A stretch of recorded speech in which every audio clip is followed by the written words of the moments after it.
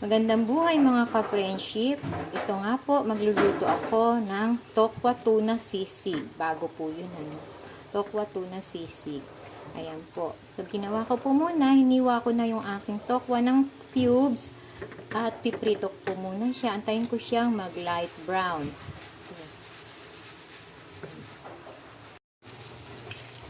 Ayan na nga, at medyo light brown na yung aking tokwa. Ahunin ko na po. Yung aking tokwa, set aside ko po muna. Yan, habang nagpe-prepare ako ng ibang ricadong gagamitin ko sa pagluluto. Naman po yung aking tuna, dinrain ko na po yan. Medyo ipiprito-prito ko lang po hanggang sa matuyo siya.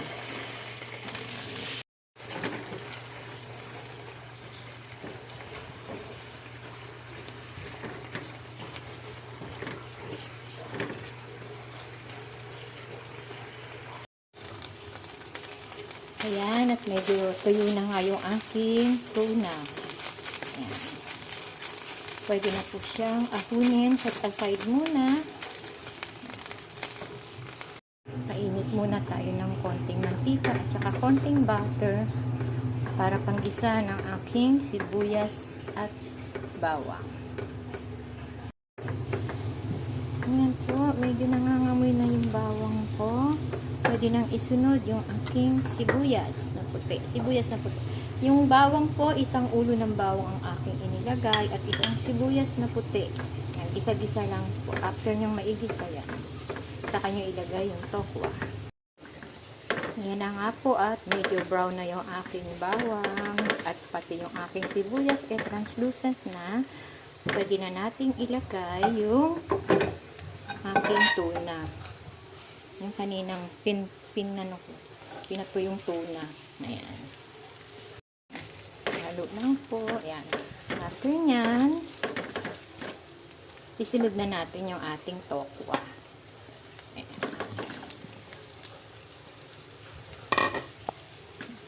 Halo din po. Ayan. So,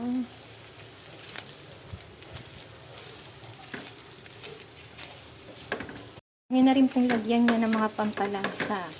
Ayan, lagay na po natin yung 2 tablespoon na soy sauce.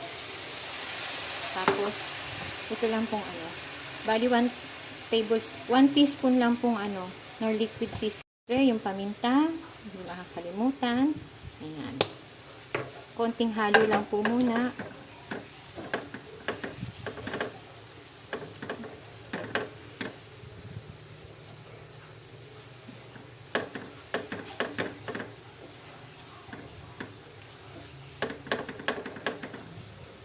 Sunod nyo na yung mayonnaise. 1/4 cup lang pong mayonnaise. Ayan. Gawin nyo po, pakalagay nyo ng mayonnaise hanggang sa makoat po lahat yung ating tokwa ng mayonnaise. Ayan.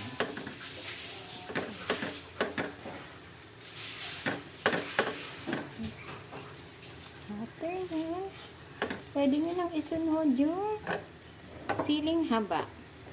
2 lang kasi maanghang. Kasi lalagyan ko pa po siya ng sili. Ayan. Halo. Tapos make a hole para po sa itlog. Ayan. Make a hole po kasi dyan yung ilalagay yung itlog. Doon ko na siya doon sa toyo, pinaglagyan ko ng toyo. Doon ko na po binasag yung itlog. Ayan. Dito po ha. So, maya-maya lang, ready to serve na yan, and ready to eat. Thank you for watching my video. God bless us all po.